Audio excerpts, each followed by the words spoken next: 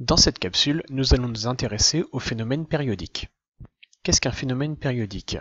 Prenons l'exemple d'une pendule.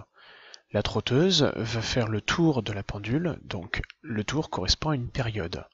Prenons également la Lune, qui va passer successivement de la nouvelle Lune à la pleine Lune jusqu'à la nouvelle Lune, et enfin notre calendrier, où à chaque 31 décembre, nous revenons au 1er janvier.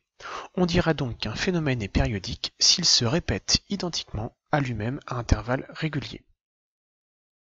Un phénomène périodique peut être caractérisé par deux grandeurs. Commençons par voir la première grandeur, la période. La période, de symbole t, est la plus petite durée au bout de laquelle le phénomène périodique se répète, et on l'exprime généralement en secondes. Reprenons les exemples précédents. Tout d'abord, l'horloge. La trotteuse va faire le tour de la pendule en 60 secondes. L'aiguille des minutes, quant à elle, va mettre 60 minutes, soit 3600 secondes pour faire un tour complet. Et enfin, l'aiguille des heures va mettre 12 heures, soit 43 200 secondes pour faire un tour complet. La Lune, elle, les différentes phases correspondent finalement à sa rotation autour de la Terre, et la Lune met environ 28 jours, soit 2 419 200 secondes pour faire le tour de la Terre.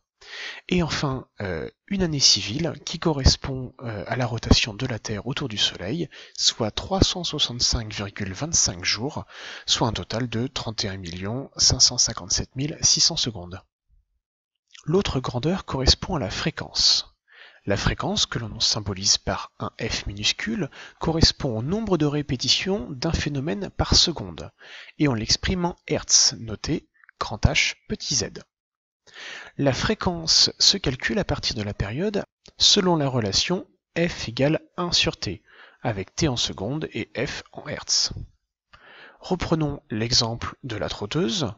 La trotteuse a une période de 60 secondes, donc sa fréquence se calcule de la façon suivante, f est égal à 1 sur t, soit 1 sur 60, ce qui nous donne environ 0,017 Hz. Le terme de fréquence ne vous est très certainement pas inconnu. En effet, vous connaissez le terme de fréquence cardiaque. Pour un sportif, elle est de l'ordre de 60 pulsations par minute, soit une pulsation par seconde. La fréquence cardiaque vaut donc 1 Hz. Un autre exemple, le son. Les ondes sonores ont une fréquence comprise entre 20 Hz pour les basses, jusqu'à 20 kHz pour les sons aigus. Enfin, des ondes que vous utilisez dans votre quotidien, les ondes radio, avec votre poste qui peut capter de 88 à 104 MHz, et peut-être d'autres ondes que vous utilisez plus souvent, le Wi-Fi N qui lui utilise simultanément les bandes de fréquence de 2,4 GHz et 5, GHz, et le Bluetooth qui lui n'utilise que la bande de fréquence de 2,4 GHz. D'accord ? Donc à partir de ces fréquences, vous devez être capable également de calculer la période de ces phénomènes périodiques. Nous allons prendre un exemple. Donc prenons l'exemple de la fréquence d'une vidéo. Vous savez tous qu'une vidéo est en fait une succession d'images fixes projetées à assez grande vitesse pour que l'œil ne fasse pas de distinction entre chaque image. Donc la fréquence d'une image, d'une vidéo, est de 24 Hz. Nous allons donc calculer la période d'une image. On sait que la fréquence est égale à l'inverse de la période. Donc pour calculer la période, il suffit de faire une règle de 3, donc on va basculer la fréquence en bas et la période en haut, ce qui nous donne t égale 1 sur f. Ensuite, il suffit de remplacer par la valeur numérique, donc 1 sur 24, ce qui nous donne environ 0,042 secondes.